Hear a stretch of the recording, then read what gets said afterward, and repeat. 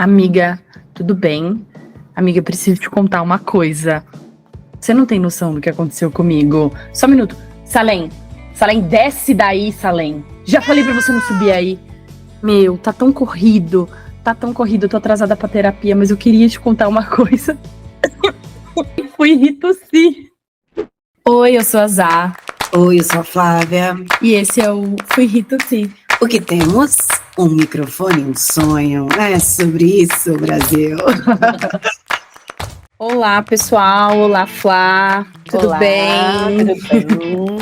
Bom, chegamos em setembro e a gente aborda aí o Setembro Amarelo, né? Que nos traz aí para refletir a importância da saúde mental. E a gente aqui, né, Flá, a gente faz uma OTS.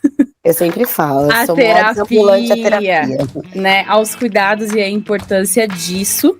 E hoje a gente tá com duas convidadas. Olha, muito queridas. Tá importante. Importantíssimo isso aqui. Isso aqui tá chique. Meninas, por favor, se apresentem para nós. Oi, boa noite. Eu sou a Maria Sabrina, sou psicóloga clínica, atendo desde crianças, adolescentes, adulto, casal também. É um prazer estar aqui com vocês, meninas, falando de um assunto tão importante quanto e nesse momento tão significativo, tão cheio de temas, mas que reflete bastante na importância o ano inteiro, sempre, né? Muito prazer. Obrigada pelo convite. Obrigada, gente. Sabrina, a gente tem uma brincadeirinha que a gente não consegue começar sem, mesmo com temas polêmicos assim. Qual o seu signo, se você gosta e se você tem seu mapa? O meu signo, vou jogar uma charada, é o melhor signo de todos. A Zá sabe, não conta, Zá. Gêmeos? Não. Flávia. Gêmeos, lógico. A Zá vai falar leão. É escorpião? Não, é Áries. O último dia de Áries. Meu ascendente. Eu ia falar gêmeos ou Áries. É Áries, sou do último dia de Áries, dia 20 de abril. Ah, tá. E você gosta disso aí, Sabrina? Nossa, maravilhosamente me identifiquei sempre com o meu signo. Eu gosto. O meu mapa astral, Flá, eu fiz, mas eu não levei muito a sério as informações. Eu tenho até que refazer, inclusive. Assim, tem gente que fala, mas eu posso colocar a culpa no meu signo, sabe? Não sei se você pode, mas tem um fundinho ali de importância que a gente tem que observar. O signo, ele reflete um pouco na questão da personalidade, do comportamento. Não dá para usar sempre como de desculpa, mas um pouquinho pode. Não dá para usar sempre? Eu sempre uso. Não pode usar sempre. Tá bom, vai, vou reduzir um pouquinho o uso. Uhum. Agora temos a Jeane. Fale sobre você, Jeane. Jeane. É a segunda vez que eu venho aqui, né? A primeira vez eu falei sobre o episódio de mães e hoje eu vim falar sobre esse assunto tão importante. Então, eu me chamo Jeane, eu sou assistente social de formação e atuo na área já há 15 anos. Então, tenho uma atuação, comecei minha atuação na área da saúde, tive um percurso ali em UBS, para quem não sabe, conhecida como posto de saúde, tive uma atuação também no CAPS, que acho que a gente vai falar um pouquinho daqui a pouco, e hoje eu trabalho no Sistema de Justiça de São Paulo. Então, obrigada pelo convite, espero estar à altura do podcast, espero poder contribuir também com algumas coisas que eu considero importante. Você não falou seu signo, sempre. Meu signo, eu sofro bullying, né? Como eu disse. Eu sempre sofro bullying. Na verdade, eu fiz meu mapa astral porque a Flávia mandou, né? Pela internet. Desde então, todos os lugares que eu passo, sofro muito bullying. As pessoas torcem. É aquário. Não. Pode ser pior, Sabrina. Mas você sabe, meu Deus! Mas você sabe que eu gostei da sua fala, sabe? Porque já que tem a ver com signo, algumas coisas, eu posso realmente colocar a culpa no meu signo. Agora eu tenho uma psicóloga aqui falando. A gente tem respaldo. Não é senso comum, a gente tem um profissional. Então é escorpião com ascendente escorpião. Eita, fogo com fogo.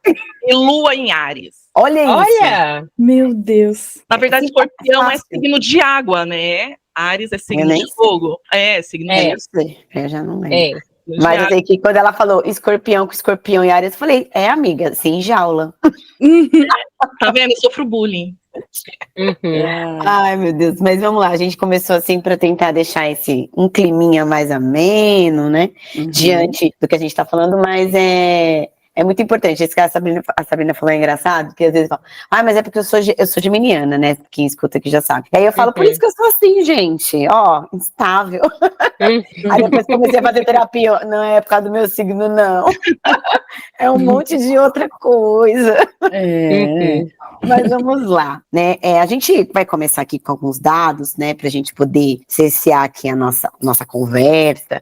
Então, assim, a gente pegou uns dados da OMS que apontam que o Brasil é o país com o maior número de pessoas ansiosas, 9,3% da população. Gente, eu fiquei chocada com isso. E aí, Sabrina e Jeane, aí que estão mais por dentro do assunto, isso é verdade? Sim, infelizmente isso é verdade. A gente já está nesse ranking já tem um tempinho.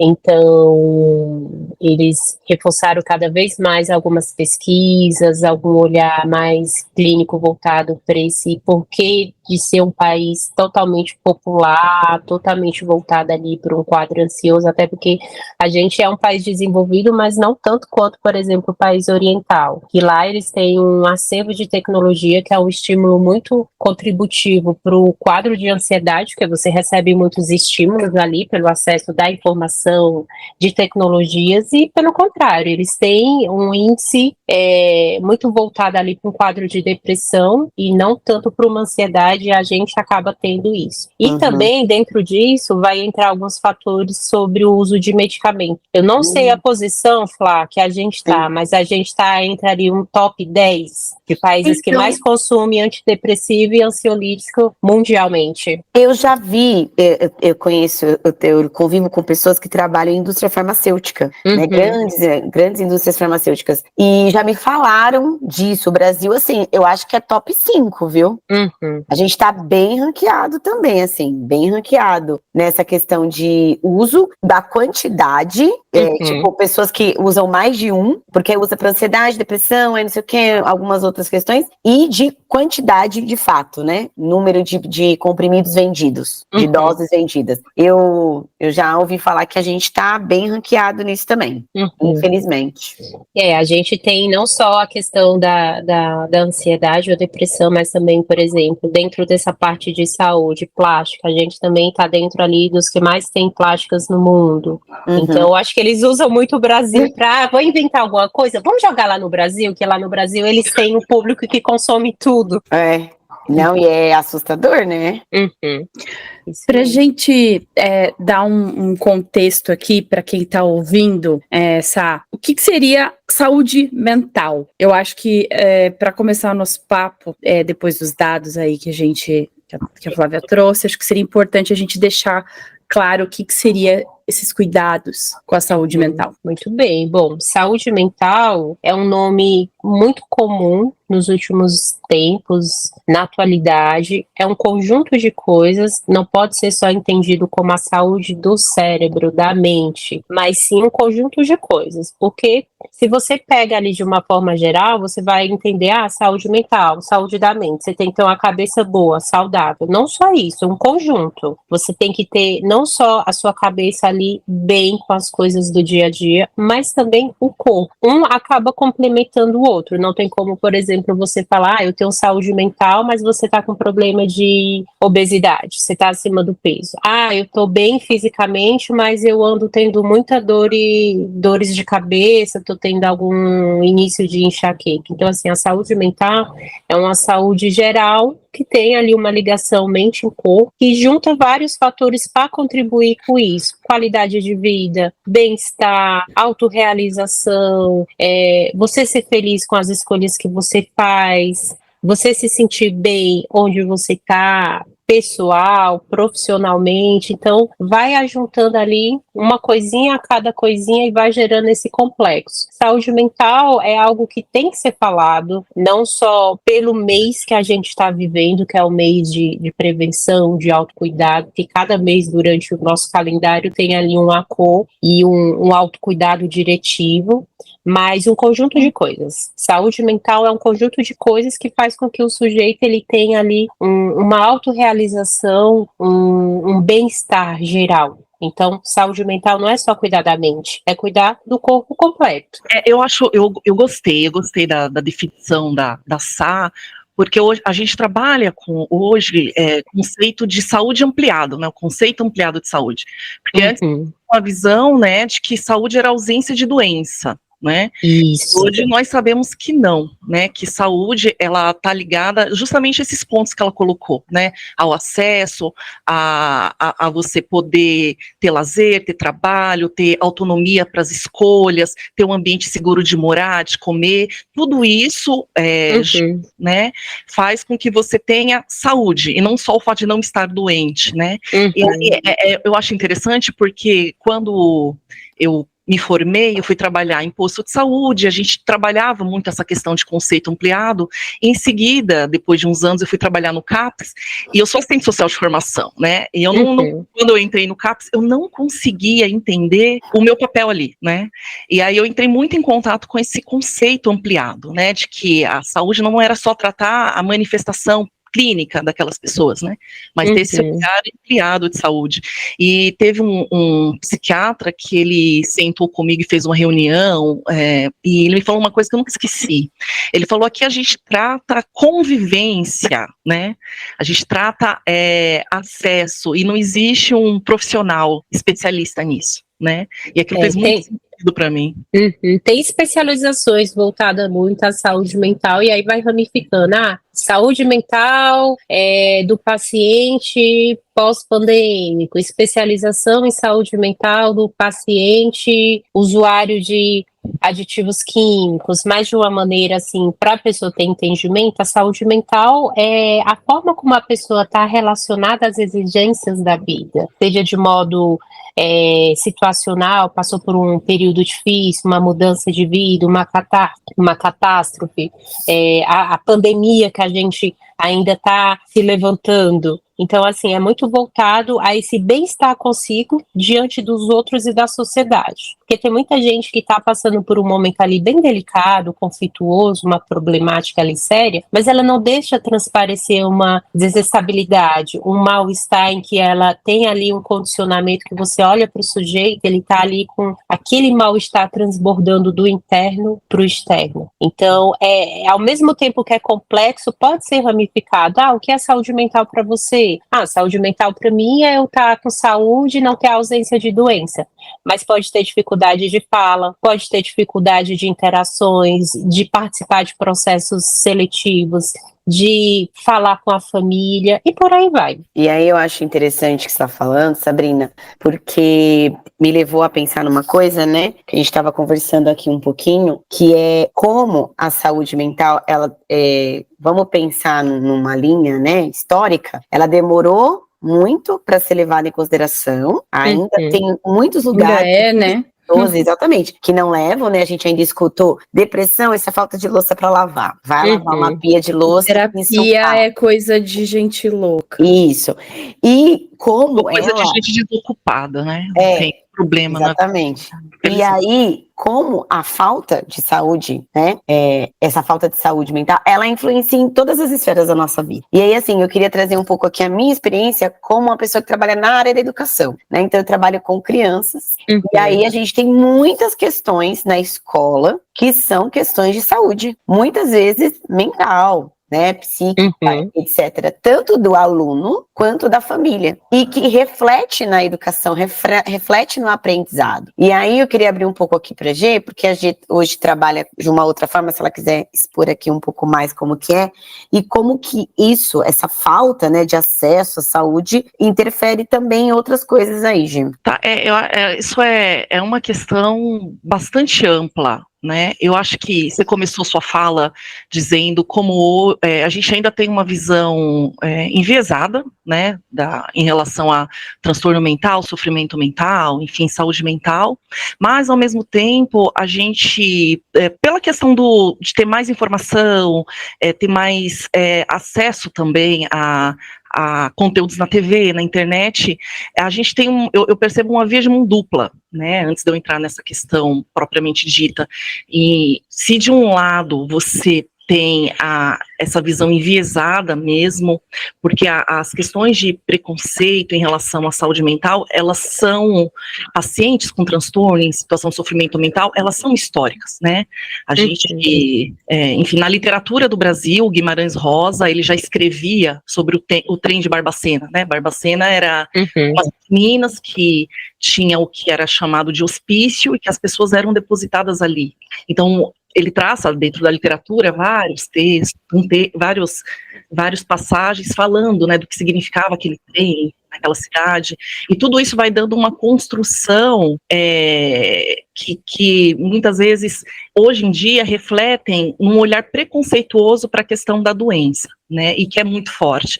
Eu sempre gosto de falar com as pessoas que eu atendo que as questões relacionadas a sofrimento mental, elas são problemas de saúde como outro problema qualquer, né. Eu percebo que existe isso, e no outro lado também existe cada vez mais esse olhar para a saúde, né, as pessoas também procurando, de certa forma, se informar e como fazer para cuidar.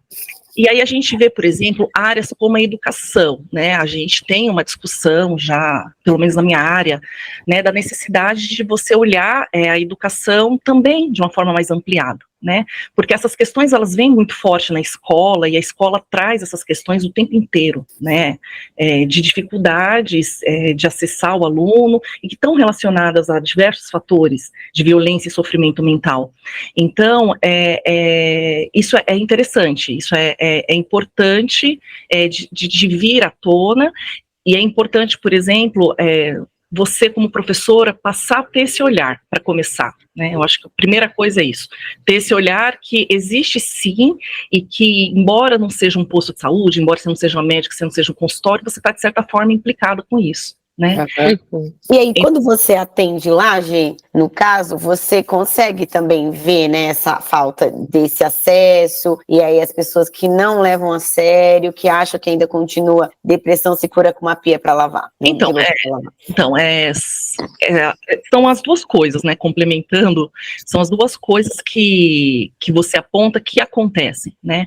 Primeiro ponto, apesar de ter essa questão do acesso, existe muito, sim, hoje em dia, ainda essa coisa da gente precisar sentar e desmistificar, né, e falar sobre saúde mental. E muitas vezes a gente escuta, sim, né, é bem comum, porque eu acredito que isso está relacionado com essa construção social do sofrimento mental, né, de não ser visto como uma doença, de ser um lugar de preconceito, de ser um lugar de ficar escondido, né. Então as pessoas, elas têm, de certa forma, vergonha, elas têm medo, elas não querem esse estigma, essa marca de repente ser considerado louco, né, porque é isso que elas falam, quando você vem conversar com a gente, não, mas eu não preciso, eu não sou louca, né, eu tô passando mal, é físico, eu não preciso de um psicólogo, eu não preciso de um psiquiatra. Então acho que isso tem a ver com essa construção social. E o outro lado, né, também existem muitas pessoas que já estão mais abertas a isso, sim, né, eu percebo que cada vez mais até essa discussão, ela chega nas pessoas mais pobres, nas camadas populares, que historicamente estão excluídas de tudo, né, mas hoje a discussão consegue chegar mais a essas pessoas, e eu acho que é muito bom, levar a reflexão e educação é muito bom, mas aí vai exatamente, acho que esse é o ponto que você quer que eu entre, né, na falta de acesso que as pessoas têm para essa política. Então você tem ainda uma rede de serviços que ela é insuficiente, eu acho que no Brasil inteiro, para dar conta, para atender a demanda, faltam profissionais, faltam lugares, né, são os equipamentos, faltam apesar de você ter uma política já consolidada, falta que ela seja realmente efetivada nos lugares, desde os grandes centros urbanos até as periferias mesmo do Brasil, né? Você tem cidades, até no entorno de São Paulo, que você ainda não tem nenhum atendimento especializado, né? A área que eu trabalho, por exemplo, é uma área privilegiada de São Paulo, e até pouco tempo atrás nós não tínhamos um serviço específico que atendesse álcool e drogas, por exemplo. E eu estou no São Paulo capital, né? E convivo com essa realidade. Então, isso é algo que precisa ser pensado, precisa ser visto e precisa ser olhado. Porque a gente fala, problematiza, mas as pessoas precisam ter um lugar para serem acolhidas, né? Elas precisam ir num lugar e, de fato, receber esse atendimento, que é um outro ponto que eu percebo também na maioria das pessoas com quem eu converso, porque eu acho que, eu não sei o que a Sabrina percebe sobre isso, porque atende em consultório, né? Eu acho que para muitas pessoas a questão de ter acesso a um psicólogo não é vista assim como uma necessidade, um direito, é vista muitas vezes como algo de difícil acesso. Um luxo quase, eu acho. Um luxo, exatamente, é uma coisa que não faz parte do universo daquela pessoa, uma coisa supérflua, né? Uhum. Então, se eu tiver que escolher entre trabalhar e ir no psicólogo, obviamente que eu vou precisar trabalhar. E às vezes a gente atende pessoas que não estão em condição de trabalho. Não, você não tem condição de trabalhar. Mas não consegue. Porque é isso, né? É que tudo, a gente vai cair num buracão que é a falta de acesso. Uhum. Mas, Sabrina, você queria acrescentar alguma coisa com relação a isso? Sim, por exemplo, você trabalha na área da educação. Eu trabalho na área clínica. Eu tenho muitos pacientes que vêm com indicação ali de uma professora, de uma escola, de uma coordenadora, de uma pedagoga, de alguém que está inserida ali na área da educação, e a escola também acaba sendo ali um referencial, um ponto de entrada para a saúde mental. Por quê? Você é professora, você está numa sala com 40, 30 alunos, você percebe que tem 3, 5 crianças ou adolescentes que se destoam dos demais, seja por um comportamento mais tímido, seja por uma dificuldade que tem uma nota ali que está abaixo do esperado no processo de aprendizagem, seja num comportamento muito explosivo, destoa algum ato que ele tem, ou da fala, ou do gesto, ou do comportamento, ou aquele conjunto de coisas. A professora percebeu aquilo, a primeira coisa que vai fazer, chama os pais, passa para a direção, tem uma reunião, se percebe ali algum sofrimento, alguma dor, que em casa se passa despercebido ou se é negado e vai ser refletido na escola. Vamos colocar, por exemplo, muito o processo de aprendizagem. A pessoa tem dificuldade, mas é uma criança ou um adolescente participativo. Hoje em dia todo mundo tem tido um ato muito perigoso, que é o autodiagnóstico. Tudo é TDAH, tudo é depressão, tudo é síndrome do pânico, tudo é aquilo. E não é. O diagnóstico só quem vai fazer é profissionais da saúde que são capacitados para aquilo.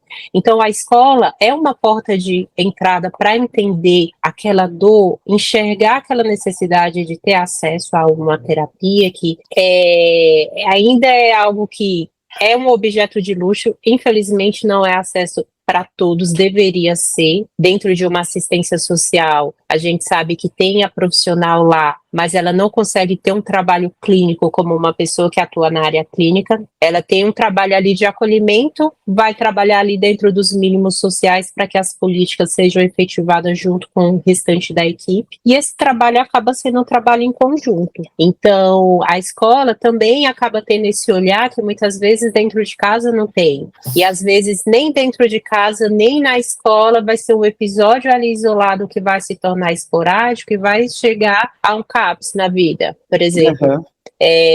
Acredito que a Giane deve pegar ali alguns casos de adolescente que tem um comportamento ali muito ansioso, que tem um jeito que acaba sendo diferente dos demais e ali acaba tendo um acesso de acolhimento que lá fora ela não tem. E vai acolhendo, vai se percebendo que tem muito mais questões ali que também fica ali de mãos atadas de o que a gente vai fazer com esse sujeito. Aqui a gente tem um acolhimento, tem grupos de integração, mas e a família? Como é que a família está trabalhando isso? Como é que ela aborda? Então é um trabalho, Flá, que todo mundo acaba participando, todo mundo está presente ali.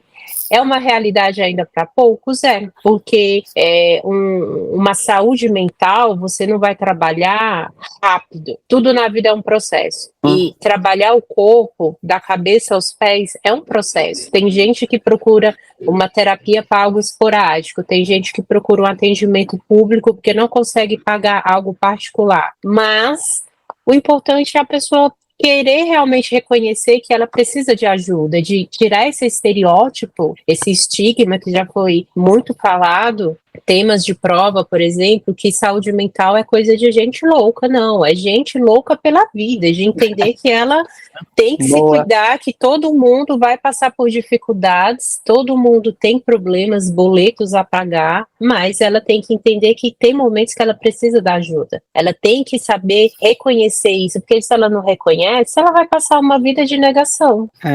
E aí, Sabrina, o que a gente queria comentar também é que se você tem notado, né, por conta do consultório e as suas experiências, um aumento na busca, porque assim, pessoa, Flávia, eu percebo assim, que eu não sei se o meu ciclo de pessoas mudou, ou se tá tudo mudando, porque assim, hoje em dia quase, assim, sei lá, 80% das pessoas que eu convivo fazem terapia, se cuidam, buscam, e assim, existem várias formas de fazer isso, né, várias linhas de terapia, mas eu queria saber se você percebeu esse aumento, se você percebeu alguma coisa com relação a isso nos últimos anos. Sim, aumentou bastante, eu não digo só pelo cenário pós-pandemia, mas já estava tendo ali uma fala de cuidar da saúde. Vamos pegar esse exemplo da pandemia, que é algo que eu acho que refletiu e vai refletir por um bom tempo para as próximas gerações. Aumentou muito, então o que facilitou dentro desse processo, dessa alta demanda? A telemedicina, o atendimento online, a flexibilidade de tempo. Tem gente que, como a Giane falou, mas eu trabalho o dia todo, eu não consigo ir. Dá-se um jeito. Eu tenho colegas que trabalham atendendo gente na África, gente na Europa, gente no final da Inglaterra, que aqui já é tipo 8 horas da manhã, lá já é por causa que os horários não se batem, mas a pessoa está procurando ali. Então, você pode criar uma desculpa como não só um mecanismo de defesa, mas também como as dificuldades, porque infelizmente não é algo ainda acessível a todos, deveria ser, mas ainda não é, e aumentou muito todas as demandas, tanto por quadro de ansiedade, de depressão, de mudança de carreira, de autoconhecimento, porque a pessoa traz muito isso, mas para que eu vou fazer terapia? Por que eu vou me cuidar? Eu faço academia, já estou fazendo reeducação alimentar, já tenho umas plantinhas em casa, tomo vitamina D, converso com meus amigos, viajo, mas tem coisas que você vai falar para uma pessoa que vai ter um olhar diferente. O principal, e eu sempre deixo claro para todos os meus pacientes, é a liberdade de você se expressar, de você falar coisas que numa roda de amigos você não vai falar. E acredito, Flávio, que não só porque você trabalha na escola, tem um grupo de amigos que fazem, mas vai chegar de alguma forma. A sobrecarga, ser professor no Brasil nunca foi fácil, nunca vai ser. Trabalhar na assistência social, que a Giane atua, nunca é fácil. Não, inclusive, não no pacote ali de contratação, eles deveriam ter lá um auxílio saúde mental, porque a gente que é profissional da saúde, a gente também se cuida. Para poder cuidar dos nossos pacientes. Eu falo isso todo dia. A gente brinca que tinha que ter um caso Isso. Tem dentro da escola. Eu falo, tinha que ter um atendimento para o aluno e para a gente. Porque, assim, realmente a demanda que chega para quem é professor, e aí é engraçado, porque a gente treina o olhar. É muito interessante. Esses dias, a Zá comentou aqui uma coisa que eu comentei com ela domingo, que eu vi uma criança esses dias aí, e aí eu vi que a criança estava muito agitada, muito sim, muito além. Sabe? Aí eu falei, fulano, vai pra escola? Não, ainda não vai. Aí eu comentei com ela, falei, se fosse a professora já tinha falado. A pessoa tinha falado, olha, isso aqui, cuida aqui, viu? Flávia, mas eu acho interessante você trazer essa contribuição sua da escola, porque eu acho que vai de encontro com o que a gente estava conversando no primeiro bloco. É você começar a tirar a questão da saúde daquela coisa de consultório pontual, né? Você, como uma pedagoga, você tem esse olhar aberto a essa outra questão, né? Que vai para além da sala de aula, né? E para além da doença em si. Então, eu acho isso positivo. É angustiante, é complicado, tem todas as questões do mundo, mas apesar de todos os problemas, eu acho que o fato da gente estar falando isso, por exemplo, discutindo com uma professora, eu não conseguia fazer isso no começo da minha carreira, por exemplo, né? A gente não conseguia se entender, se alinhar isso, porque não tinha essa percepção, né, de que o enfrentamento ele é coletivo, né? Ele é da sociedade como um todo. Isso é sensacional. Acho que essa fala é um ponto, né, meninas?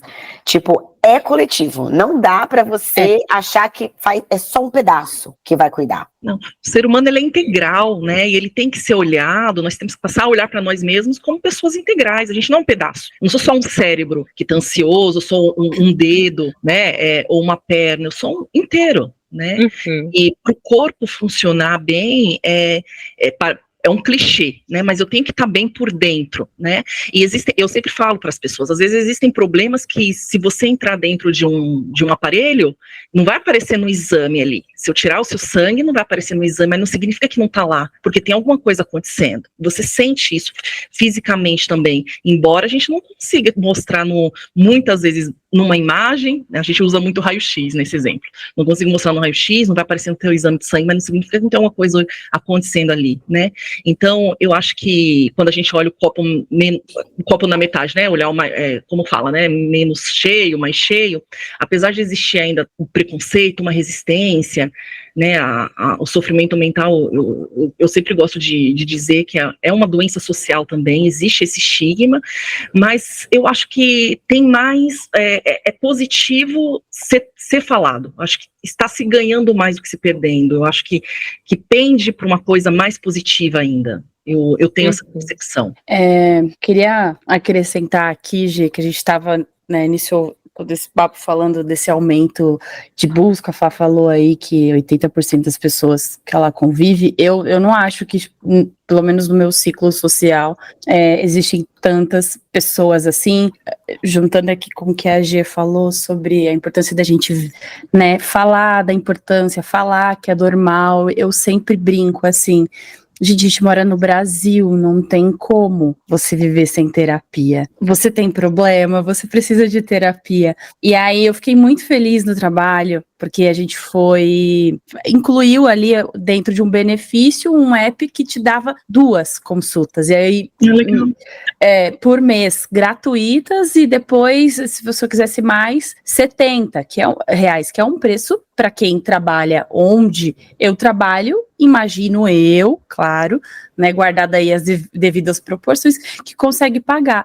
Tinha gente que não sabia da existência do app. Aí a pessoa me confessava algum estresse ou chateação, alguma coisa. A primeira coisa, tá fazendo terapia? A gente tem um app. Que app? Aquele. Como assim você não sabe? Então, assim, ainda tem, sim, pelo menos no ambiente ali que eu convivo, aumentou. Eu vejo que aumentou ao longo dos anos ali o número de pessoas que se preocupam com a saúde mental de alguma forma, mas ainda assim tem as pessoas que têm ali um pé atrás, mas eu sou tipo a defensora, falo numa boa que a importância e os ganhos de olhar e cuidar disso. Eu acho importante, ainda mais você tem pessoas, né, que vão te procurar, que você exerce ali uma liderança. Eu acho que tem que se falar, tem que desmistificar. Eu acho que falando que a gente desmistifica. Né? Eu acho legal, por exemplo, quando eu vejo os jogadores de futebol, né, falando. Nossa, sim. Eu vi outro dia o goleiro, que não é mais do Corinthians, né, o Cássio, né, eu li alguma coisa sobre ele falando dessas questões, e cada vez mais você vê homens falando, é importante a figura do homem, porque eu acho que a Sabrina talvez possa falar melhor sobre isso, mas eu percebo uma resistência maior por parte dos homens, né? Isso é coisa de mulher, isso não é para mim, né? Isso é uma questão de gênero, mas é importante você ver homens falando e homens bem-sucedidos, né? Pessoas funcionais, atletas, dando luz a isso, né? Para as pessoas olharem, se identificarem e pensarem, né? Puxa vida, né? Se acontece com determinada pessoa, que muitas vezes é aquele parâmetro de sucesso, pode acontecer comigo também, porque não. Hoje, foi até engraçado você ter falado isso, porque, de novo, né, eu sou sempre a defensora, né, da terapia e tal, e aí o pessoal brinca que eu sou moradora de Pinheiros, que eu não moro onde eu moro, né, olha a minha cara de nojo, aí ele, com essa cara de nojo aí, imagina que tem problema, você ganha mesada, trabalha por hobby, eles falam assim, se você não abre a boca e não fala, a gente não sabe que você já sofreu na vida. Então, assim, falei, gente, olha só a importância da gente falar. As pessoas criam É o que a Sabrina falou, é o estigma, né? O estigma da pessoa com sofrimento exatamente. Né? Às vezes, assim, a gente até brinca, né? Antes, né, chegava realmente muitas vezes desgrenhado, né, cheio de coisas, cheio de papel, então cria no imaginário das pessoas, sei lá, uma coisa meio homem do saco, sabe? Como se fosse muito longe, a realidade de poucos, algo bem distante. É uma pessoa perigosa, né? E não. Todos nós estamos sujeitos em algum momento da vida, as estatísticas estão aí, a enfrentar uma situação assim. E pedir ajuda mesmo, e não é clichê. Né? Eu falo sempre com as pessoas, né? Eu gosto na minha área a gente tem que, muitas vezes, recorrer a exemplos muito práticos, né? E eu sempre gosto de dar o exemplo do câncer, né? Eu falo, se você tem um diagnóstico de câncer, você vai ficar sem fazer o tratamento? A pessoa, claro que não, eu não sou louca. Eu falei, então por que você é louco de não fazer o tratamento da loucura, né? Do transtorno mental? Então, tem que ser falado, pessoas, todas nós temos que falar em todos os ambientes, eu acho que esse é o primeiro caminho. A Sabrina falou uma coisa que eu achei muito importante, a primeira fala dela, eu acho que é uma chave, né, um ponto, é se reconhecer na situação, reconhecer na situação, né, primeiro ponto, reconhecer que está acontecendo alguma coisa comigo, tomar consciência, né, e a partir daí realmente poder pensar em alguma coisa. E assim, complementando a sua fala, a questão do gênero, para você ver que hoje em dia a área do esporte, mas de uma maneira geral da sociedade, todo mundo está se cuidando, mas tem gente que ainda guarda as 7 chaves que faz um tratamento com terapeuta, com psiquiatra, porque ainda não foi rompido esse véu desse preconceito de que saúde mental é coisa de doido. Realmente era coisa de doido porque não sabiam o que eles estavam sentindo. Eles tinham um comportamento destinante dos demais e era o quê? Pegado, jogado num canto ali e deixava apodrecer, não tinham cuidado. Por isso que o Holocausto de Barbacena, como tem o documentário, filme, tem todo um assunto ali, livro, morreu muita gente ali. E hoje o homem, ele se cuida, mas também vai muito pelo exemplo. Um colega meu está fazendo terapia, doutor, eu vim para cá porque ele me indicou. Meu personal falou para me cuidar da cabeça porque eu não estou muito bem da cabeça e o físico está refletindo. Então, uma falinha vai juntando com a outra e eles estão se buscando. Ainda é visto de uma proporção menor? Mas cada vez mais aquele pouquinho a gente vai pegando, e futuramente a gente, profissional da saúde, acredita que todo mundo vai enxergar essa necessidade. Conversando com outros colegas da área, fazendo alguns estudos de caso, o que a gente percebe quanto mais você nega aquilo, mais você reforça a necessidade de. Então, se você, no meio do seu caminho, você conhece uma pessoa que ela prefere beber gasolina do que dançar com um crocodilo, do que fazer uma terapia, é a extrema necessidade que ela está precisando. Por quê? Qual é o lugar que você vai ter dentro de uma terapia? Acolhimento, mas também enfrentamento daqueles monstrinhos que você tem que ter uma responsabilidade, porque a gente é o principal e o maior sujeito pela responsabilidade do nosso sofrimento. Não é só a culpa do outro, a culpa do signo, que nem a Flávia falou. É nós, a gente tem a nossa maior responsabilidade. Que pena! Ô, Sabrina, aí tem uma coisa que eu queria puxar aqui para esse nosso assunto, que é assim, né? Você falou ali dos fatores que influenciam ali na saúde mental, que hoje é visto como uma coisa globalzona, né? E é assim, o que chega muito para você? Assim, sei lá, me coloca, sei lá, 3, 4 demandas assim, top, que chega muito. Mim hoje, Demanda top é foda, hein, Flávia? Te falar, hein? Pode. Demanda top é foda, hein? Demanda top é dificuldade de comunicação, mudança de carreira e quadros ansiosos dentro de um possível diagnóstico. Eu digo ansiedade porque, assim como no PS, quando o paciente chega, ele vai chegar ali com alguma alteração física, mental, vai acalmar ele ali no acolhimento e depois vai fazer ali a anamnese para tentar saber o que é que ele tem. Então, assim, dificuldade de comunicação é algo que todo mundo tem em alguma instância, mas às vezes aquilo vai eclodir de uma maneira tão abrupta que a pessoa vai travar. Aí vai se gerar uma crise de ansiedade, uma ansiedade generalizada, uma dificuldade de se colocar diante das relações que ela tem. Aí dentro dessa dificuldade de comunicação tem as questões com a autoestima, pode ter também dificuldade de fazer as escolhas, de colocar limites. Então, assim, dificuldade de comunicação é uma coisa que a pessoa sempre vem no primeiro momento, que é o que a gente pergunta, como é que eu posso te ajudar? O que te trouxe aqui? Se é um paciente que ele já fez terapia antes, ele já vai chegar ali com uma língua bem afiada de colocar para fora, de precisar que alguém ouça ele e acolha. Esse eu falei necessidade de dificuldade de comunicação, quadro de ansiedade. Mudança de carreira, você falou. Mudança de carreira, a pessoa está há muito tempo numa área e ela já não se enxerga mais ali e quer mudar, mas tem medo. Essa mudança de carreira também inclui a questão de eu gostaria de fazer uma outra faculdade, mas eu já estou com 38 anos, eu já me sinto velho. Você não vai rejuvenescer 10 anos você não fazendo. Você vai continuar com aquela idade, vai perpetuar o seu ciclo de vida, mas você tem que fazer aquela escolha. Então, mudança de carreira veio muito nos últimos 3 anos. E a questão da ansiedade. Eu coloquei a ansiedade porque ela é uma porta de abertura ali para muitos problemas mentais. Por quê? A pessoa chega ali com um quadro, doutor, eu tenho ansiedade. Só que quando você vê, ela não tem ansiedade. Ela tem ali um diagnóstico de bipolaridade. Ela tem ali um quadro depressivo cíclico, ela tem ali um transtorno de humor dependente, um transtorno afetivo de histriônico. Então, assim, ela tem um transtorno da personalidade dela que causa esse mal-estar. Então, se for para nomear, Flá, diria esses 3. Dificuldade de comunicação, mudança de carreira e a questão de um quadro ansioso. E aí eu vou te falar uma coisa, que agora a próxima parte que a gente ia falar aqui é o seguinte, né? Falar um pouco das nossas experiências com as nossas terapias, né? E aí você citou os 3 pontos que me levaram para a terapia em diferentes momentos. Eu tenho uma experiência de terapia desde 2016.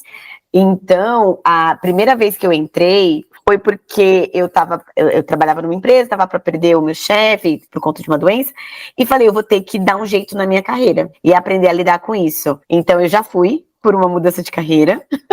Aí depois, eu fui na época da pandemia, por conta de uma ansiedade muito forte, ali, na época da pandemia, e por conta de outras questões de perda e tal. E depois, a última vez que eu comecei a terapia, que é a terapeuta que me acompanha até hoje, foi por conta de problemas de comunicação, porque eu sempre fui uma pessoa que eu não sabia dizer não, sempre tive muita dificuldade em dizer não. Eu sou a pessoa que, geralmente, eu sou pau pra toda obra, eu aceito tudo, eu digo sim pra tudo, eu entendo todo mundo, e aí eu tinha uma dificuldade imensa, e aí eu entrei no lugar que eu falava assim, não, mas eu sou muito legal, as pessoas têm que gostar de mim. E aí uma vez eu tava na terapia falando disso, ela falou assim, não tem. Eu falei, como assim? Mas eu sou muito legal, eu aceito tudo de todo mundo, eu digo sim, eu sou simpática, eu faço um monte de favor pra todo mundo. Como assim? Flávia, não, as pessoas não vão gostar de você mesmo você fazendo tudo isso. Eu falei, meu Deus. E aí, como não?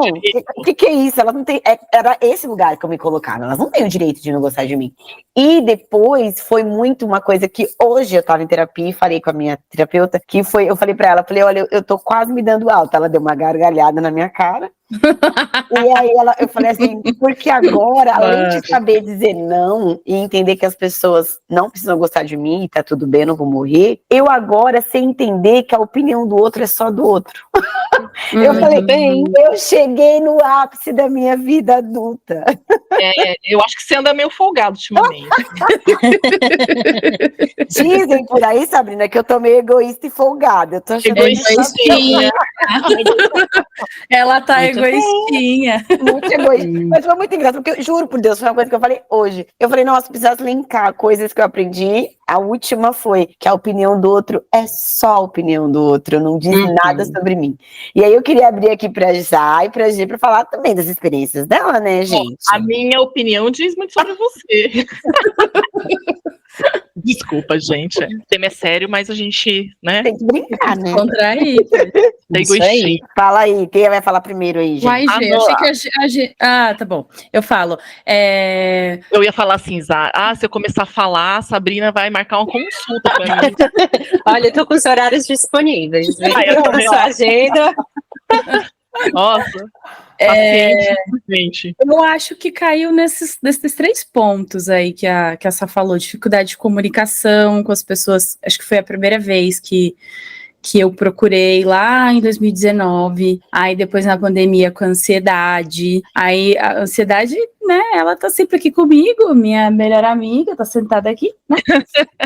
Aí depois veio... Alimente seu dragão. Veio essas questões de mudança de carreira, de investir em sonhos, que um dos sonhos era o podcast. Olha só que legal. A Sá me ajudou em várias questões aí. Eu descobri uma outra Zá. Na verdade, não sei nem se é uma outra Zá, mas acho que eu coloquei para fora uma nova Zá. Né, além de ter tratado as questões, né, que aqui a gente mencionou, eu acho que eu coloquei para fora, de fato, a Zá que sempre deveria ter existido, sabe? Então, acho que eu dou muito valor para terapia por conta disso. Assim, eu não tenho medo mais de ser a Zá. É isso. Muito bem, parabéns. Fico feliz. Sou duvidosa, não posso falar.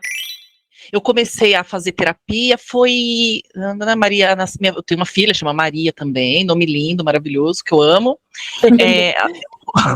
Ela nasceu em 2016, eu comecei a fazer a terapia final de 2017, começo de 2018, né? Eu tive muitas questões depois que eu a tive, com a maternagem, e tive muita dificuldade de lidar com esse período, né? Como muitas pessoas. Só que eu não fui fazer terapia nesse período, né? Eu fui eu mesma, né? Achando que eu dava conta, né? Como estava habituada já a trabalhar nessa área, conversava com 300 pessoas todos os dias, então achei que eu ia dar conta, né? E aí chegou um momento no trabalho que eu me vi ali em situações de ansiedade mesmo, né? De não conseguir trabalhar, não conseguir atender, de angústia, de sofrimento. Aí eu falei, não, tá interferindo na minha vida, tem alguma coisa acontecendo comigo e eu preciso de ajuda, né? Eu lembro que teve uma situação, assim, quando eu bati o pé mesmo, falei, vou fazer terapia, foi num atendimento mesmo, que eu não conseguia atender a pessoa. Me misturava eu mesma, o que eu estava vivendo, o que a pessoa estava trazendo, sabe? E aí foi aí que realmente me impulsionou. E aí eu fui procurar uma psicóloga, ela tá comigo até hoje, a Carol, ai meu Deus, não é psicóloga, né? Te amo, Carol! A gente pega amor por vocês, viu, Sabrina? Amor real. Verdade. Mas o amor também do terapeuta com o paciente, ele existe. A relação ali a gente brinca entre os colegas psis que cada um tem os pacientes que merece, é verdade, porque a relação terapêutica... Eu merecia, eu sempre tinha medo, deixa eu falar, eu sempre tinha muita questão, falei assim, será que eu sou paciente chata? Lá vem a chata. Ai, como é que eu vou tolerar ela? Eu morria de medo. Aí eu sempre queria fazer a Sabrina dar risada. Eu falei, eu não sou a chata, certeza, velho. Não, Zá. Eu acho que você levou uma vez isso. Acho que você me perguntou algumas vezes.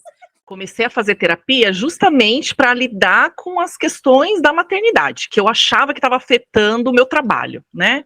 E não estava conseguindo fazer eu lidar com isso. E aí, quando eu procurei a Carol, ela era uma psicóloga que foi indicada por ter um olhar diferenciado para questões de mães, né?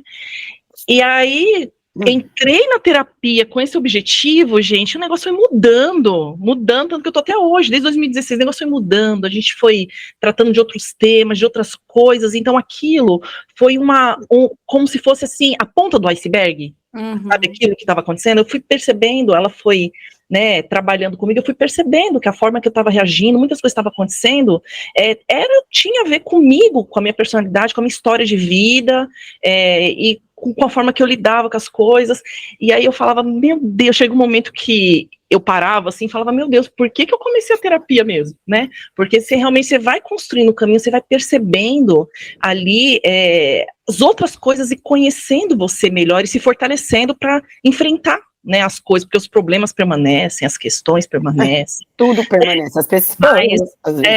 Ela sempre fala, né, mas você tem consciência das coisas, né, e não para, a vida não para, mas a gente fica diferente, né, e a terapia, ela tem esse poder de fazer a gente se olhar, né, e ter autonomia diante das coisas, né, então acho que é uma loucura, eu sempre brinco que desde o meu primeiro dia, eu falava assim, nossa, mas eu quero ter alta rápido, Hoje é isso, quando o paciente não já chega e fala, doutora, com um mês eu já vou estar bem? Não, eu falo, devolvo, claro. Com uma semana, se você quiser, você tá. Mas só depende de você, porque você chega na terapia com uma queixa, uma dificuldade. E quando você vê ali, já se passou 1 ano e 6 meses, você tá falando do mesmo problema, porque ele ainda não fechou aquela resolução interna de você olhar para ele e aquilo não te desmoronar, não te levar. E tem gente que com 5 meses se dá alta, mas ela vai voltar. Cada um vai procurar terapia no tempo, na necessidade que tem, e quando ela estiver ali no momento de negação, alguém próximo, que é essa rede ali de apoio, que é os amigos, a família, um chefe, vai chegar e vai colocar, olha, será que você não tem que se cuidar? Porque digamos que você passou mal, foi no médico, o médico pediu um exame X, ele viu que tem uma coisinha ali que não deu certo, e ele pergunta, você tem algum histórico familiar? Você já passou em terapia? Porque isso, muita gente chega no pronto-socorro que está infartando, que está passando mal, é ansiedade. A ansiedade é natural do nosso corpo, assim como o nosso sangue. O que causa o transtorno é o excesso dela, a dificuldade. Quando ela enraiza de uma camada mais densa, mais profunda, vai virar, assim, uma síndrome, um transtorno, uma dificuldade que vai virar uma problemática e a pessoa vai precisar de uma ajuda, porque ela já não tem ali umas faculdades mentais suficientes de resolver aquilo como ela resolvia antes. Não, e é isso, e eu ficava nisso, quero ter alta rápido, e ela, né, calma, né, vamos conversar, aí depois de um tempo, ela falou, acho que era legal a gente pensar num psiquiatra, eu falava, meu Deus, isso não tem fim, isso não acaba, né? Eu pensei exatamente. Pode concluir, gente. Então, assim, não acaba. Aí foi engraçado, fui no psiquiatra, falei, mas eu quero ter alta rápido. Aí, assim, fiquei com ele, assim, acho que 2019, gente, tive alta 2 semanas. Parabéns pra mim. Aí ele ainda falou assim, tá de alta, mas vamos marcar uma consulta de manutenção mês que vem. Eu falei, como assim, doutor? Você quer que eu vá te visitar? Ele, não, só pra gente ter certeza. Eu falei, como assim, eu tô bem, né? E que é isso, é um processo mesmo, né? E se submeter ao processo. Acho que pra mim, a primeira coisa foi eu me reconhecer, sabe? Me submeter. Essa era a minha dificuldade, porque eu tinha um pouco disso, né? Será que é necessário mesmo? Será que com o que eu já vi, eu dou conta? E uma bobagem, né? Uma bobagem. Vai de encontro, né? Com o que a gente falou o tempo inteiro. Todo mundo precisa, até quem cuida, né? Até quem sabe, quem estudou um pouco, todos nós, em algum momento da vida, estamos sujeitos a precisar. E não é um sinal de fraqueza, de vulnerabilidade, ou de incompetência, né? Porque às vezes vai para esse lugar, né? Se sentir incompetente para dar conta ali, e não é nada disso. Então, rapidinho, vou trazer um meme que vem para somar aqui com a nossa fala, que se você não faz terapia, alguém faz pra conseguir lidar com você. Boa. Eu achei sensacional isso. Não, tem aquele que eu vejo muito que tô fazendo terapia porque fulano não fez. Exato. E aí agora eu tô tendo que fazer. Mas o que eu ia falar pra Sabrina é o seguinte, aí, Sabrina, eu vou usar meu lado geminiano, que eu sempre quis fazer terapia, porque eu acho que eu sou curiosa. Eu falava, eu quero saber o que tá dentro da minha cabeça.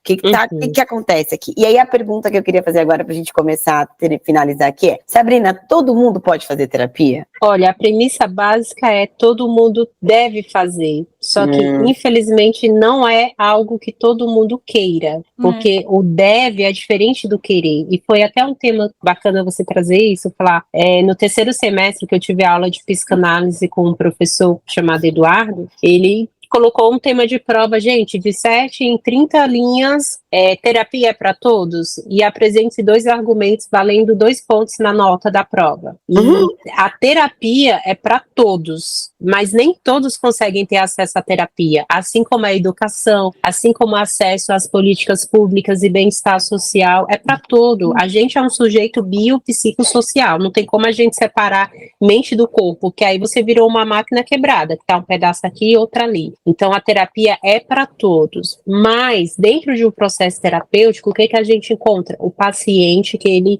vai entrar ali no confronto com o sofrimento dele e ele não vai conseguir lidar. E o que acontece? Ele sai da terapia, ele vai continuar vivendo ali a dinâmica da vida dele, a funcionalidade dele, e a terapia ajudou ele no momento de colocar para ele que ele não tem faculdades mentais de encarar aquele problema, porque é muito sofrimento para ele. Vai causar muito mais desconforto ele lidar com aquele problema do que ele negar.